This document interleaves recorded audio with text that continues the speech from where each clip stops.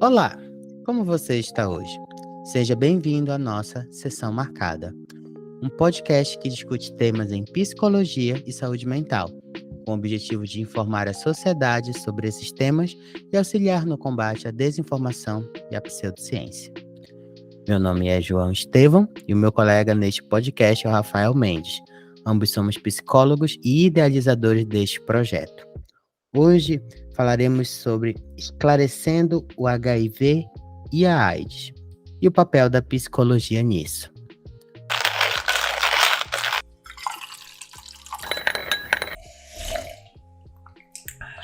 Hoje conversamos com Dr. Paulo Alencastro. Possui graduação em Medicina pela Universidade Federal de Santa Maria, mestrado em Nefrologia e doutorado em Ciências Médicas, com foco em HIV pela Universidade Federal do Rio Grande do Sul.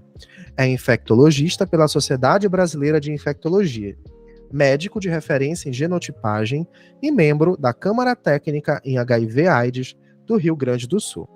Também conversamos com o psicólogo João Bonato, psicólogo clínico e hospitalar, especialista em psicologia clínica e hospitalar em AIDS, pelo Hospital das Clínicas da Faculdade de Medicina da USP.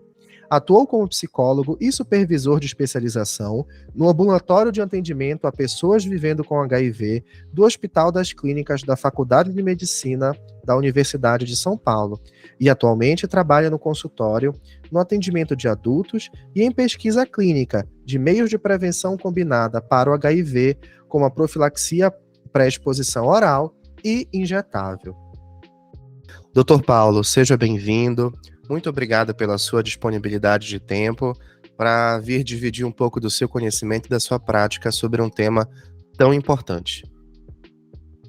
Bom dia, obrigado pelo convite, é um prazer estar aqui. Sempre muito bom poder falar sobre assuntos importantes e quanto mais a gente divulgá-los, melhor ainda. Dr. Paulo, de forma inicial, o que é a infecção viral do HIV e qual a diferença entre HIV e AIDS? Bom, a infecção é um processo onde um micro-organismo invade nosso corpo, nosso organismo e produz alguma doença. Então, HIV é uma sigla em inglês, né, que é o vírus da imunodeficiência humana, ou seja, um vírus que causa deficiência do nosso sistema imunológico em humanos. E AIDS já é uma síndrome. Então, síndrome é um conjunto de sinais e sintomas que definem, então, que tem todos uma característica. Então, a AIDS é a síndrome da imunodeficiência adquirida, ou seja, é sinais e sintomas que caracterizam a falência do nosso sistema imunológico, nosso sistema de defesa do organismo, adquirido porque a gente não nasce, não é hereditário, vamos dizer assim. Os bebês podem nascer, mas porque eles adquiriram da mãe, então, assim, a gente adquire de alguma forma. Certo. E quais são as vias de infecção?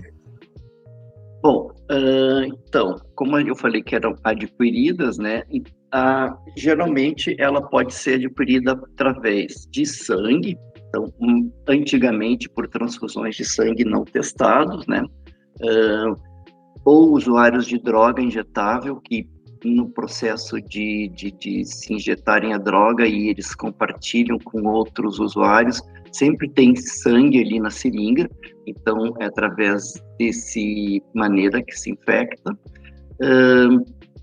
E o bebê, quando nasce, ele também, assim, ele recebe o sangue da mãe, né, durante a gestação, e no momento do parto, né, então tem bastante sangue, ele pode se infectar por ali.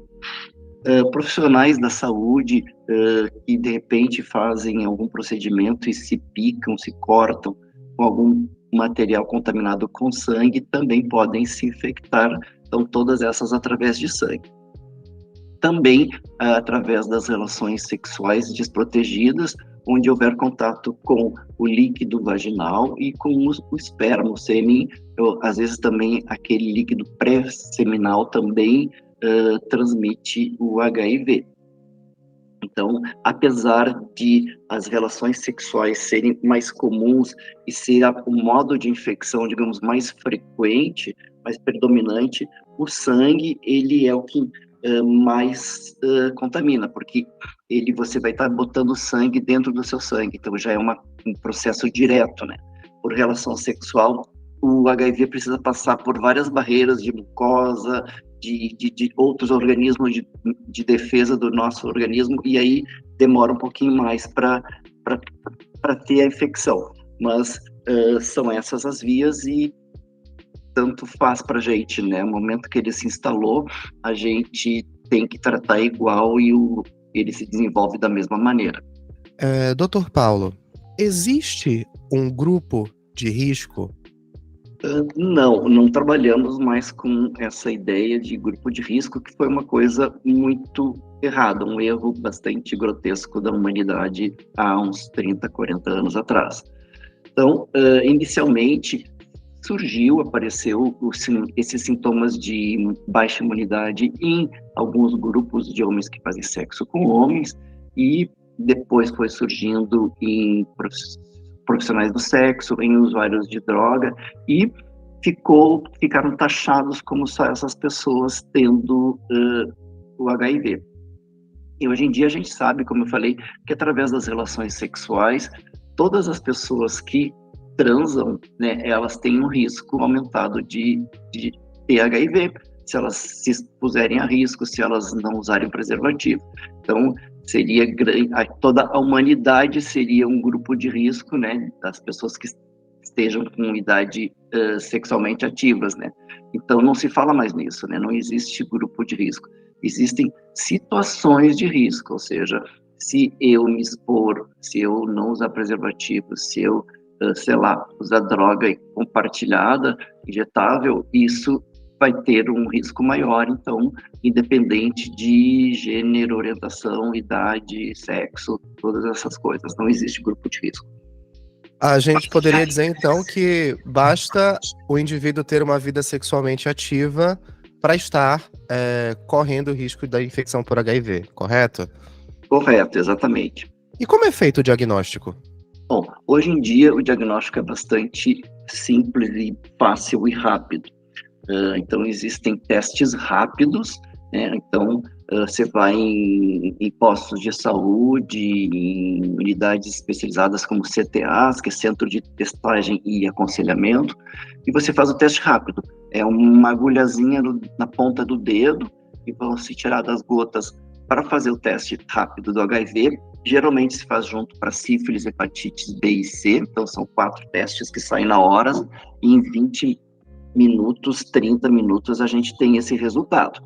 Se esse teste der reagente, é feito uma nova testagem naquele mesmo momento com um teste de marca diferente. Então, digamos, de um outro laboratório, para confirmar. Os 2 testes dando reagentes, o diagnóstico de HIV está feito e já é encaminhado para tratamento. Se você fizer um teste só e esse teste der negativo, é considerado negativo e não precisa fazer o segundo. E aí tem casos em que um dá positivo e o outro dá negativo, aí a gente chama de inconclusivo, que pode ser que esteja no período de janela imunológica, ou seja, o nosso organismo precisa de um tempo para produzir os anticorpos que vão fazer esse teste ficar reagente. Então, se eu transei ontem, hoje eu vou testar, obviamente, vai estar negativo. Em uma semana, talvez esteja negativo ainda, porque ainda não produzi anticorpos, mas eu já tenho o vírus circulando. Então, o ideal, a janela desses testes é em torno de 3 semanas, então a gente ainda trabalha com 30 dias, né? Então, se houve uma situação de risco, aguardar 30 dias para fazer a testagem. E óbvio que se tiver testes assim que continuam dando indeterminados, confusos, aí a gente parte para outros exames mais específicos, como exames de sangue, exame de carga viral, que não é usada para diagnóstico, mas nesse caso, de repente, pode ser. Mas o teste é muito simples, é teste rápido e está feito o exame, o diagnóstico.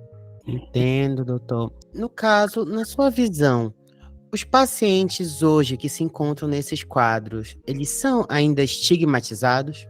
Sim, sim, ainda são. Não dá para a gente dizer que o mundo evoluiu e que isso não existe mais, que isso era uma coisa lá de 40 anos, né? Ainda existe bastante preconceito dos próprios pacientes, né, das pessoas que estão infectadas, eles têm um certo medo e também têm um certo preconceito com outros e com eles mesmos, mas assim, desde os serviços de saúde, desde essas atendimento, então assim, desde outros colegas, então, por exemplo, assim, é um paciente que vive, né, uma pessoa que vive com HIV e vai consultar com um outro médico, e às vezes ele não quer atender porque a pessoa tem HIV, ou ele não entende dos remédios que a pessoa está usando. Então, é complicado isso, sim, né? Então, as pessoas ainda têm muito isso, né? Às vezes, para tirar, você vai no laboratório tirar sangue, daí tem alguém que não quer tirar o sangue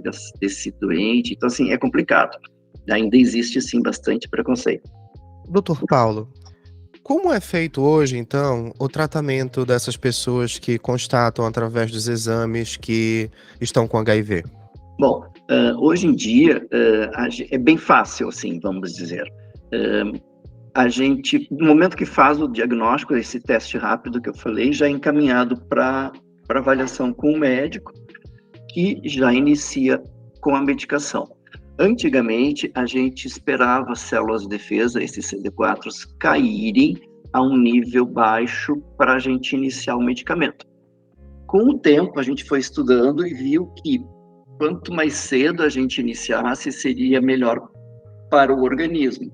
Então, a gente conseguiria já reduzir a carga viral e ela não ficaria produzindo danos ao organismo. Então, hoje em dia, a gente usa muito o diagnosticou, tratou. Ou seja, faz o teste, já começa a tomar medicação.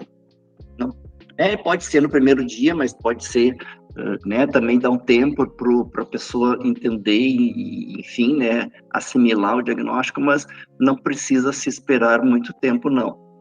E a medicação, nesses 40 anos, ela evoluiu muito, desde não termos remédio, depois termos remédios que eram bons, potentes, mas eles tinham muito dano colateral, muitos danos ao organismo. E hoje em dia a gente tem medicamentos potentes, bastante seguros e com raros efeitos adversos e com pouco medicamento, né? Então, hoje em dia, o esquema preferencial brasileiro é tomar 2 comprimidos por dia. Sobre essas medicações, doutor Paulo, existem hoje as medicações que são consideradas a profilaxia pré-exposição, né, a famosa PrEP. Para os nossos ouvintes, o que é a PrEP? Ela é uma medicação oral? Ela é uma vacina? Todas as pessoas podem fazer uso dessa medicação? Bom, PrEP, então, é profilaxia pré-exposição, ou seja, a gente vai tomar remédio antes de se expor, digamos, ao risco, que aqui seria expor a uma situação de risco para se infectar com HIV. Então, a gente está tomando remédio para se prevenir dessa infecção. Não é vacina, são antirretrovirais que se fornece para combater o vírus HIV. Então, a gente tem atualmente no Brasil apenas a PrEP oral e é composta por 2 antirretrovirais num comprimido só também. Então, é tomado um comprimido via oral diariamente. Bom, a PrEP injetável é feita também com antirretroviral, só que é um antirretroviral só e é feita a injeção intramuscular a cada 2 meses. Então, por enquanto, a gente ainda está com ela em estudo de implementação no país, no SUS. Então, já não é estudo para ver se funciona ou não, que isso já passou essa fase. Se todas as pessoas podem fazer, então, geralmente, antigamente, até o ano passado, tinham alguns grupos específicos que a gente chama de grupos de maior vulnerabilidade, aqueles grupos que mais risco teriam para se infectar com HIV. A partir de outubro de 22 foi feita uma nova atualização do protocolo de PrEP e foi definido que todas as pessoas com, né, idade acima de 15 anos e que sejam sexualmente ativas e que estejam num contexto de risco de infecção ao HIV, elas podem fazer uso da PrEP. E no caso, no Brasil, só da PrEP oral. Então, aumentou a idade, que antes acima de 18 anos, e não precisa pertencer a esses, digamos, categorias, né, então, de populações mais vulneráveis. Lógico que o alvo, né, o objetivo é que a gente consiga atingir essas populações mais vulneráveis, mas não deixar outras de fora, né? Então, é para todo mundo. Então, tem idade sexualmente ativa, está em risco, pode usar a PrEP. E quando a gente fala de todo mundo, nós estamos falando de pessoas heterossexuais, de pessoas homoafetivas, de pessoas que são casadas, porque não sei se você tem a mesma percepção, doutor Paulo, mas eu tenho essa percepção muito através de um recorte da minha clínica, que às vezes as pessoas heterossexuais que estão num casamento, elas estão meio que imunes à infecção por HIV. Sim, é para todas as pessoas, só que, assim, elas têm que, às vezes, se reconhecerem que elas estão em risco, né? Então, como você falou, um casal que está junto há bastante tempo e que acredita ou que vive em a monogamia, né? Não haveria necessidade, mas tem que ter certeza de que está em monogamia, né? Então, a gente, hoje em dia, às vezes, acredita nisso, mas tem alguém que está tendo um terceiro, né, parceiro e não avisa e a outra pessoa não sabe e isso pode então trazer, né, digamos, doença para dentro do casal, né? Então a gente tem que ter isso muito claro de como é que são essas relações, né? Então é isso, acho que tem que avaliar risco, né? Isso é sempre importante quando se conversa muito no aconselhamento. Eu acho que é essa parte mais importante da PrEP, né? Então, seja quem for prescrever, é o aconselhamento, é saber exatamente o que a pessoa quer, por que está procurando, o que ela entende de risco, né? Então, isso às vezes tem que ser falado. Certo.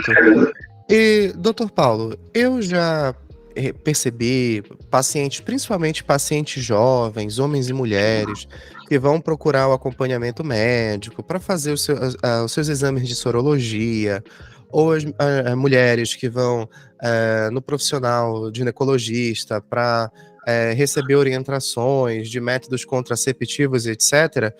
Alguns profissionais são resistentes a recomendar a PrEP. O que justificaria isso? Você percebe isso na comunidade médica? Sim, e isso é bastante comum. Eu diria assim que tem preconceito, mas também tem ignorância e tem uma certa, sei lá, desinformação. Porque às vezes assim, você chega, é uma senhora viúva de 60 anos, que já está 10 anos viúva, no imaginário das pessoas, e aí vai médicos também, que essa senhora não transa, né? Ela não namora, ela não vive, né? E isso acontece, então a gente tem que perguntar se tem relações sexuais, tem algum namorado, sai para fazer pro bailão, para festa, enfim. Então assim, essas pessoas vivem e essas pessoas transam. Então, ninguém pergunta, e às vezes a gente tem muitos casos assim disso, assim, de senhoras de 60, de 70 anos, que às vezes já estão doentes, que perambulam de médico para médico, de emergência para emergência, e ninguém pede um anti-HIV, porque não, para que eu vou pedir um anti-HIV para uma senhora casada, às vezes, né, casada com um marido, tá ali na frente, ela tem 70 anos, por que eu vou pedir um HIV? Então, é uma falta de entender que isso acontece. Então, essa ignorância ou essa soberba de achar que as pessoas, depois de um certo tempo, né, não transam mais, então isso fica difícil. E se não pedem HIV para essas pessoas, por que vão indicar PrEP para pessoas que, né, teoricamente, eles acreditam que são imaculados e não transam, né? Então, isso acontece bastante também. E temos o preconceito de quem já está usando, que chega num serviço e num outro médico e ele diz assim, mas para que tu está usando isso? Eu já ouvi coisas assim, esse médico está mentindo, isso não existe no Brasil, isso não tem. Aí o usuário de PrEP chega, puxou o frasquinho e disse, mas aqui, doutor, eu estou usando, está aqui o medicamento, e eles não acreditam, né? Então, assim, ainda falta informação, e isso é importante para que mais pessoas prescrevam PrEP. A gente tem uma quantidade de usuários ainda muito baixos. No Brasil, a gente tem 100 mil pessoas usando por uma população de sei lá quantos milhões de habitantes. Então, a gente precisa que mais pessoas usem para que a gente consiga reduzir, né, essa epidemia de HIV. Dr. Paulo, mais uma vez, muito obrigado pela sua presença aqui no Sessão Marcada, por essas informações tão preciosas. Por mais que o tempo tenha se passado da década de 80 para cá, a gente percebe que ainda existe muito preconceito, ainda existe uma visão de grupo de risco, ainda existe um descuidado também grande por parte de alguns profissionais. Então, esses esclarecimentos são muito importantes para a gente, enquanto profissional da saúde, e para os nossos ouvintes também. Obrigado pelo convite, obrigado por participar. Eu acho super importante estarmos sempre conversando sobre esse assunto. Quanto mais a gente disseminar informação, a gente está disseminando prevenção, e isso é muito importante para quando a gente está falando de HIV. Então, quanto mais a gente souber, quanto mais a gente ajudar na prevenção, melhor vai ser para todo mundo.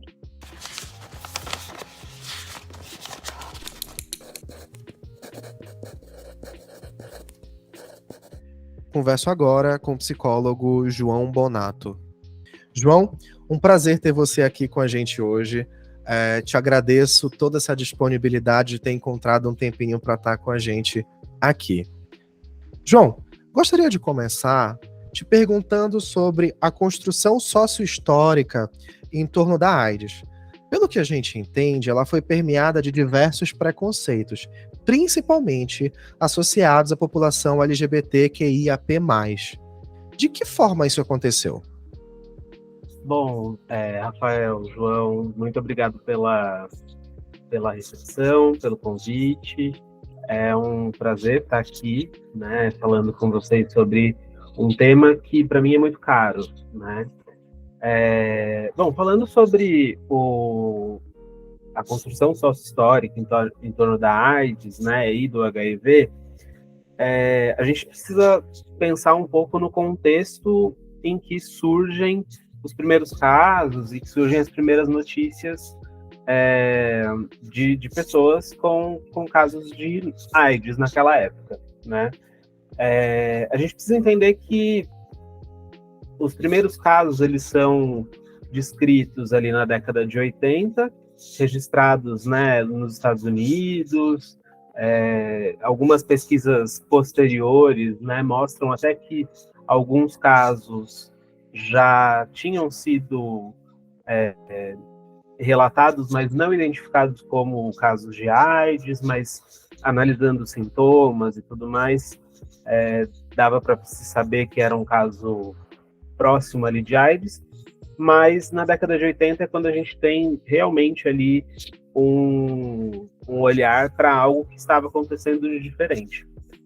E a gente precisa olhar também para esse contexto histórico com relação ao que estava acontecendo no mundo, né, nesse momento. Então, a partir da década de 60, né, existem ali alguns movimentos como a libertação sexual, né, quando alguns movimentos foram um pouco além ali do que era o conservadorismo da época, com a chegada da pílula, né, os movimentos que a gente já ouve falar aí sobre Woodstock, movimento hippie, coisas que vão saindo um pouco ali do que era conservador nessa época. E isso faz com que a gente comece, né, a ter também um olhar desses segmentos mais conservadores para essa galera que destoa, se é que eu posso dizer assim, como algo pejorativo, né? E aí o que acontece é que nesse primeiro momento, esse conservadorismo, né, ele vai olhar, né, para algo de comum que vinha acontecendo nesses adoecimentos. Então, desde o primeiro caso relatado nos Estados Unidos, um homem gay, jovem, com múltiplos parceiros sexuais, segundo o relato, né? E aí isso vai trazendo também pro público a ideia de que era uma epidemia, uma doença que tinha um determinado comportamento, um determinado grupo, que até um momento foi chamado de grupo de risco, e que a gente viu isso recentemente também, falando sobre a epidemia de monkeypox, a gente viu bem lá no comecinho, na pandemia de Covid, né, um certo olhar, né, para algumas populações como populações de risco. Então a gente via erroneamente, né, chineses sendo barrados nos aeroportos, né? Isso aconteceu lá na década de 80 com relação aos homens gays. Inclusive em relação a notícias, ao modo como isso era veiculado. Então, em muitos lugares, né, em muitos jornais, imprensa, foi dito como peste gay, câncer gay, né?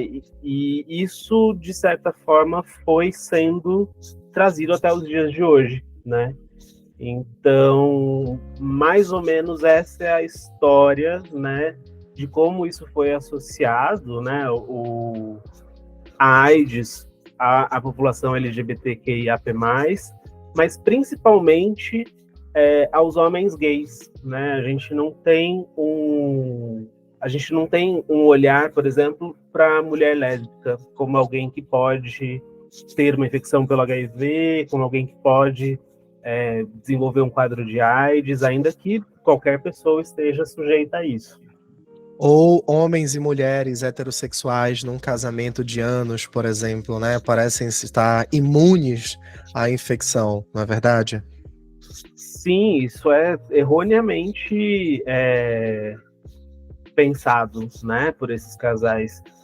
Inclusive, houve um aumento significativo, né, alguns anos atrás, de novos diagnósticos em pessoas, em casais heterossexuais, pessoas mais velhas. Então já não se tem mais aquela preocupação de usar a camisinha para evitar filho, né, porque a parceira já está numa época da vida que ela não pode mais engravidar, e aí se decide não usar mais a camisinha, né, e aí acaba se colocando numa situação de risco.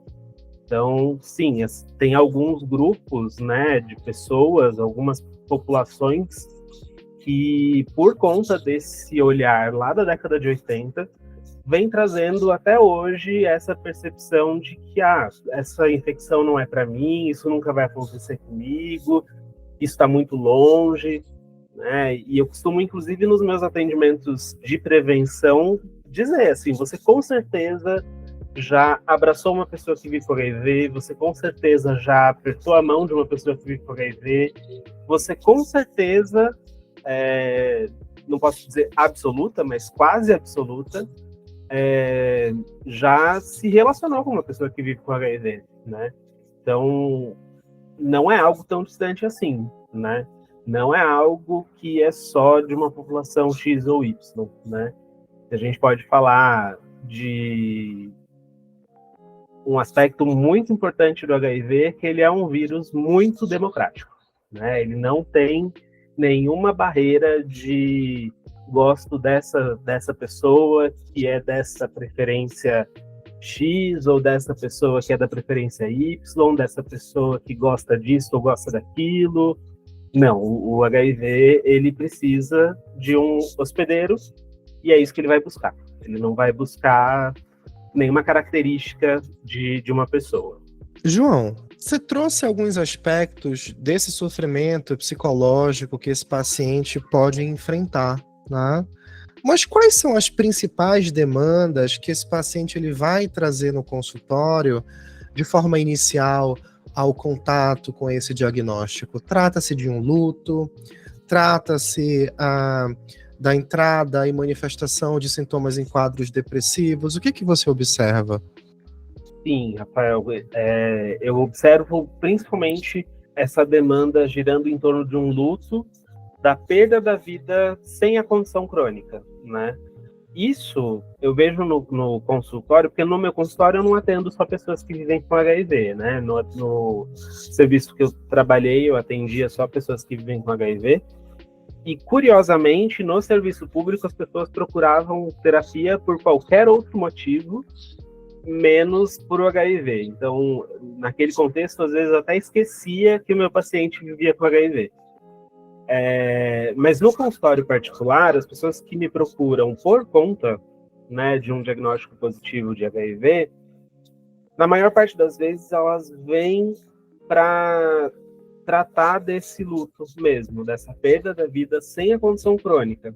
Porque a partir do momento que ela começa a fazer o tratamento, ela vai ter 2 comprimidos, eu acho que agora mudou para 1 comprimido só, o que é ótimo, porque ajuda na tomada da medicação, mas até recentemente ela vai ter 2 comprimidos para tomar todos os dias, consultas médicas, né, no começo do tratamento mais próximas umas das outras e posteriormente mais espaçados, e exames laboratoriais. A gente sabe que o brasileiro, no geral, não procura médico, né? Então, ter uma condição crônica de saúde, seja ela qual for, que demande, né, essa mudança de rotina, vai fazer com que a gente passe a se deparar com esse luto, né? Agora, quando a gente pensa em HIV, e aí eu falo sobre ser uma condição crônica de saúde, a gente precisa também tomar um cuidado de não fazer, né, uma comparação de dizer, então HIV é a mesma coisa que pressão alta? Não, não é. Ninguém vai olhar de canto de olho para uma pessoa que está lá tomando o antihipertensivo dela de manhã. Agora, se a pessoa tira um frasquinho, né, de medicação de HIV e fala, esse aqui é meu remédio do HIV, as pessoas vão olhar torto, né? Então, também existe essa demanda, né, relacionada ao que a pessoa vai sofrer, né, ou o que pode acontecer quando as pessoas do meu entorno, do meu convívio social, meus parceiros, familiares, descobrirem do meu diagnóstico, né? Então, essa também é uma demanda que aparece muito, e principalmente dificuldades na aceitação do diagnóstico em relação, principalmente, a o que a pessoa imagina de como foi o modo como ela se infectou, né? Como ela contraiu o HIV. Então, quando... Hoje tem menos, mas é muito comum entre algumas pessoas que contraíram o HIV por via da transmissão vertical, uma dificuldade muito grande de lidar com o diagnóstico. Não é regra, né? Tem pessoas que vivem muito bem e fazem o tratamento e são aquelas pessoas que a gente realmente esquece que vivem com HIV, mas é muito comum nessa população que não teve a oportunidade de viver sem HIV, né? Também essa dificuldade muito grande de compreender, aceitar, ou às vezes até do ponto de vista cognitivo, a pessoa compreende, né? Então ela sabe que se ela não tomar o remédio, ela vai adoecer e ela vai precisar de uma internação e vai ter um problema sério de saúde. Mas do ponto de vista emocional, do ponto de vista, né, psicológico, né, de fazer as escolhas e tudo mais, ela não consegue colocar nas escolhas dela algo que é tão lógico, né? Então, isso também aparece bastante. E acho que um ponto que é importante dizer, a gente tem literatura que comprova que entre a população geral e a população de pessoas que vivem com HIV, existe sim um aumento, eu não vou saber te dizer nesse momento a porcentagem, mas existe um aumento sim de quadros de ansiedade e depressão. Muitas vezes, né, no consultório, isso vai aparecendo com o receio de transmissão para o parceiro, ou a ideia de que por conta do diagnóstico, né, a morte está mais próxima, que é totalmente errada, porque a gente sabe hoje que a pessoa que vive com HIV e se trata não adoece, não transmite para o parceiro, para a parceira. Então, vão aparecendo essas demandas e até mesmo esses adoecimentos psíquicos, com uma consequência mesmo de todos esses componentes sócio-históricos envolvidos aí com o HIV e a AIDS. João, pela minha experiência clínica como supervisor de outros psicólogos, eu percebo que existe uma carência na formação desses profissionais em sobre como orientar os pacientes quando eles se defrontam com essa demanda da infecção por HIV. Que orientações você considera que são importantes para esses profissionais da psicologia? Que conhecimentos são importantes para que esses profissionais saibam como direcionar esses pacientes? Porque muitas vezes esse paciente chega no consultório com essa demanda de luto, com essa demanda da perda da vida, como você trouxe para a gente. E eu percebo, dentro do meu fragmento de trabalho aqui, que muitos profissionais não sabem orientar sobre uma profilaxia pré-exposição, no caso da prevenção, ou mesmo uma profilaxia pós-exposição na janela de 72 horas. Ficam muito perdidos sobre essas orientações. O que você poderia dizer para esses profissionais e até mesmo recomendar como conhecimento? Bom, Rafael, eu acho que a sua pergunta ela aponta para a gente que os currículos de formação dos profissionais da psicologia precisam ser revistos. Muitas vezes a gente tem uma formação que faz com que nós sejamos ótimos psicólogos, mas esqueçamos que nós somos profissionais da saúde, então a gente tem que conversar com outras áreas. Uma das coisas que, para mim, assim, na minha experiência clínica e na minha experiência no cuidado de pessoas que vivem com HIV, foi essencial, foi a possibilidade de bater na porta do médico e questionar, né? Então, olha, me explica aqui, né? O fulano está com uma dificuldade para tomar essa medicação, a gente está trabalhando isso em terapia e talvez, né, seja mais interessante para ele um esquema diferente pelo que ele vai trazendo, discutir isso com o médico, né? E o médico fala, não, talvez a gente possa fazer desse jeito, possa fazer daquele jeito. Ou discutir também, né? Olha, estou percebendo aqui que o paciente, depois que mudou de medicação, ele está mais deprimido, ele está mais ansioso, pode ter alguma coisa a ver ou não, né? A gente sabe que medicações mais antigas tinham alguns efeitos colaterais importantes com relação à saúde mental, neurológicas, e que também não era para todo mundo, né? Algumas pessoas até hoje tomam essa medicação e não tiveram esse tipo de problema, mas eu acho que é a gente lembrar que nós somos profissionais de saúde, então a gente precisa dialogar com outras ciências da saúde. A gente precisa, sim, no momento de dúvida, bater na porta do infectologista. Se você não está num serviço de saúde, você precisa, sim, em algum momento, entrar em contato com um infectologista, com um psicólogo que trabalhe nessa área, com um enfermeiro, uma enfermeira, um terapeuta ocupacional, um profissional que esteja dentro dessa área. A gente nunca vai conseguir se preparar para todas as experiências clínicas, né, para todas as demandas do consultório de antemão. Então, assim, eu acho que eu fui ativamente atrás da área do HIV, né?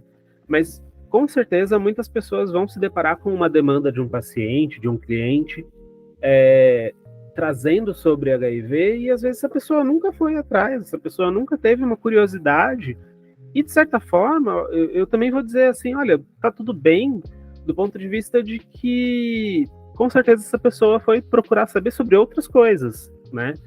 Mas nesse momento que o paciente traz, a gente não precisa tentar dar alguma resposta logo de cara, né? Acho que muito do que a gente aprende e entende ali no contexto de consultório bom, então, no primeiro momento, a gente vai entender o que é essa angústia para o paciente, né?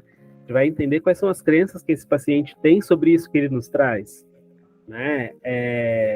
Então, acho que é um momento mesmo de postura mais observacional, de acolhimento, né? E aí, sei lá, acabou a sessão, você vai lá e procura um artigo para ver o que está acontecendo com relação ao HIV. Você procura ali um contato de um colega que talvez tenha uma experiência nisso, você leva esse questionamento para uma supervisão, né? Falando isso, acho que é até importante, né, dizer, assim, coisa de 2 anos atrás, um colega meu que fez pós comigo, né, que fez pós, não a pós do Hospital das Clínicas, mas o pós em psicologia clínica na abordagem que eu trabalho, que ele levou para a supervisão, né? Ah, não, mas meu paciente está dizendo que como ele toma medicação, ele pode transar sem camisinha com o marido, com o fulano. E aí levou para a supervisão e a pessoa falou, nossa, mas será que isso é real? Será que isso não é uma fantasia da cabeça do paciente? E aí esse colega me procurou, falou, João, eu sei que você trabalha com isso, vamos bater um papo, vamos tomar um café. E a gente fez esse papo, a gente conversou sobre isso, eu tranquilizei, falei, fica tranquilo, se ele está em tratamento há pelo menos 6 meses e mantém a carga viral indetectável há pelo menos 6 meses, está tudo certo, né? Não existe possibilidade de transmissão, você pode ficar tranquilo também que seu paciente não vai adoecer por conta do HIV. Expliquei tudo isso para ele, né? Mas ele só foi atrás disso porque ele se deparou com essa demanda, né?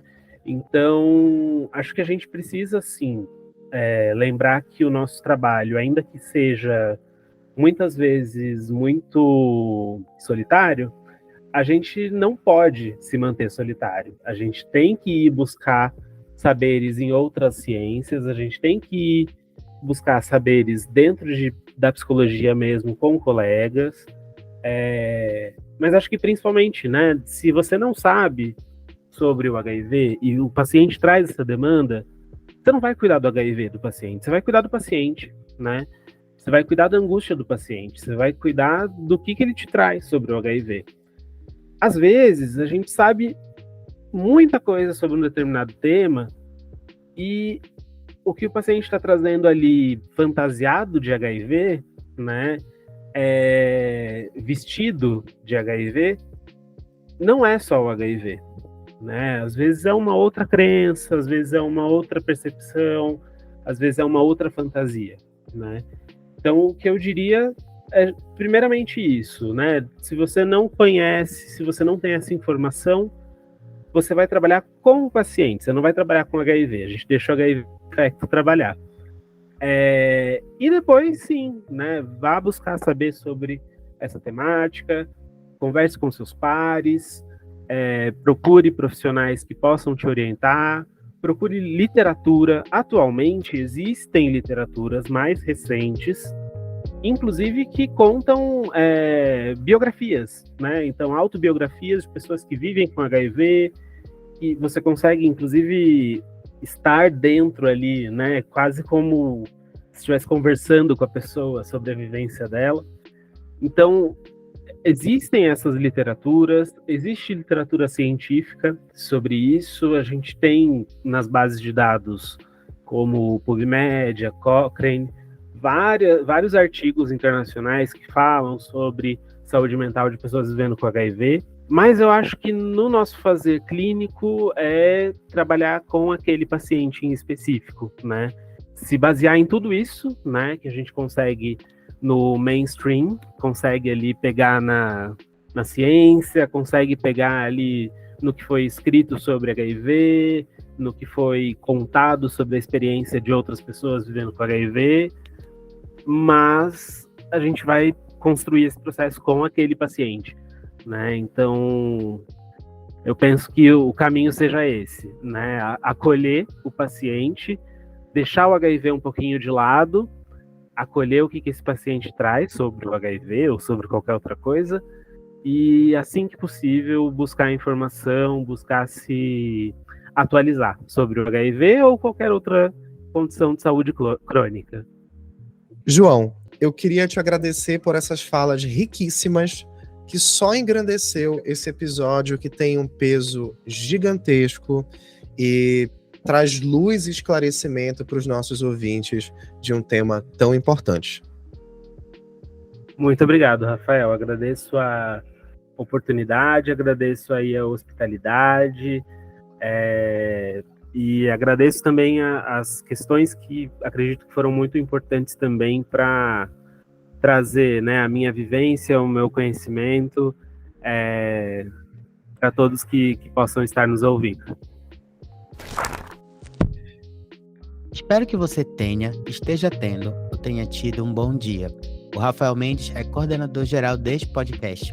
A organização de pautas científicas fica no meu comando, João Estevão, e a edição de som e imagem do Vitor Oliveira.